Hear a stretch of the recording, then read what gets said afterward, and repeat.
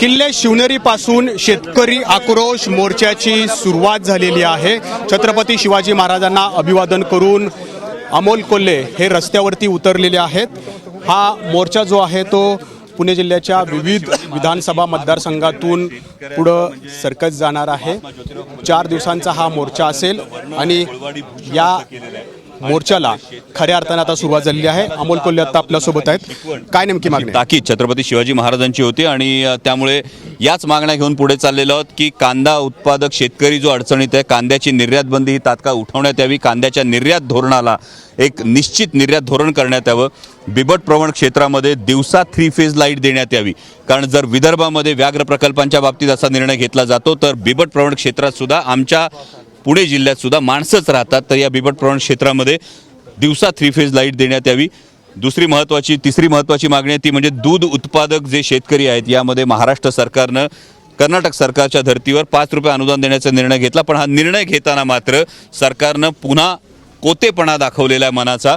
कारण फक्त शासकीय दूध संस्थांना जे दूध घालतात याच्यावर दुधावर लिटर मागे 5 रुपयाचं अनुदान आहे। फक्त पुणे जिल्ह्याचा विचार केला तर खाजगी दूध संस्थांना 21 लाख लिटर दूध दिवसाचं संकलन आहे।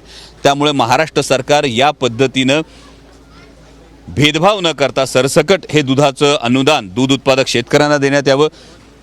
चौथी महत्त्वाची मागणी ती म्हणजे शेतकऱ्यांच्या मुलांना जेव्हा शिक्षण घ्यायची वेळ येते, जेव्हा शैक्षणिक कर्ज घ्यायची वेळ येते, तेव्हा अनेकदा बँका काकू करतात, अनेकदा यामध्ये जाचकाठी घातल्या जातात आणि त्यामुळे शिक्षण घेणं आणि शैक्षणिक कर्ज मिळणं दुरापास्त होतं। त्यामुळे हे शैक्षणिक कर्जाचं धोरण सुरळीत करण्यात यावं।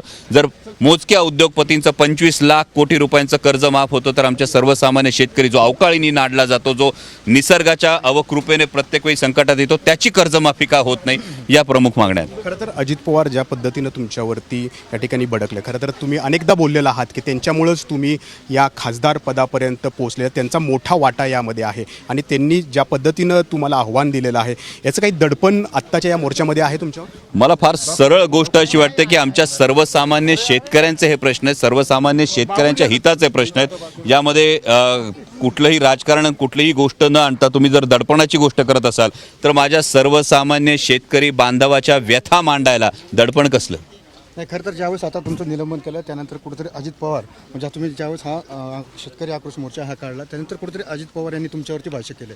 हे बघा, दादा मोठे नेते आहेत, त्यांच्या वक्तव्याविषयी माझ्यासारख्या लहान कार्यकर्त्यांना प्रतिक्रिया देणं उचित नाही, पण माझी हीच विनंती आहे की आज ते महाराष्ट्र सरकारमधले अत्यंत महत्त्वाचे घटक आहेत आणि त्यामुळे हे शेतकऱ्यांचे प्रश्न सोडवण्याच्या दृष्टीनं त्यांच्याकडून तेवढीच धडाडीची पावलं ही पडताना दिसावीत, ही शेतकऱ्यांची अपेक्षा, तशी आमची सगळ्यांची अपेक्षा आहे। त्यामुळे ते काय बोलले यावर प्रतिक्रिया देण्यापेक्षा शेतकऱ्यांचे प्रश्न सोडवण्यासाठी महाराष्ट्र सरकार काय करतंय, महाराष्ट्र सरकार केंद्र सरकारकडे तेवढी ठाम भूमिका मांडतंय का की फक्त दिल्लीपतींसमोर माना खाली घालून उभ्या राहणार आहेत, हे सगळं महाराष्ट्र बघतोय। पुणे जिल्ह्यात विविध भागात हा मोर्चा जातोय, तसाच हा मोर्चा बारामती विधानसभा मतदारसंघात जातोय, काटेवाडीमध्ये जातोय, जो अजित पवारांचं गाव आहे।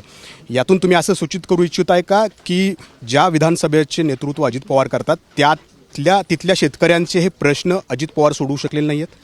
हे बघा, मी यामध्ये फार साधी सरळ भूमिका करतोय की नेते मोठेच असतात, पण हा कोणताही नेता सर्वसामान्य मतदारांच्या मतदार हा लोकशाहीमध्ये राजा, आणि हे जे सगळं सर्वसामान्य शेतकरी जे मतदार आहेत यांचे हे प्रश्न आहेत, हे प्रश्न मांडावे तर लागणार, हे प्रश्न सांगावे तर लागणार आहेत, कारण हे प्रश्न सुटलेले दिसत नाहीत। गेले 3 आठवडे तुम्ही बघताय कांद्यावर निर्यात बंदी आहे।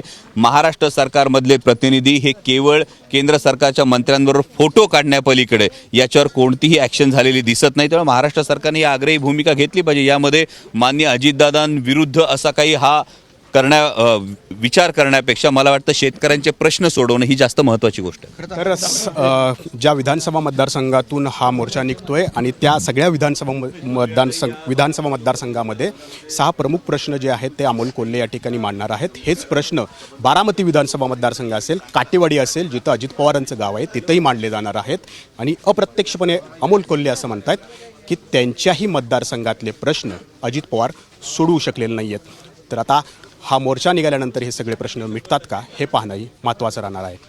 कॅमेरामन अमोल गवाळेसह नाजिम मुल्ला, एबीपी माझा, शिवनेरी, पुणे। एबीपी माझा, उघडा डोळे बघा नीट।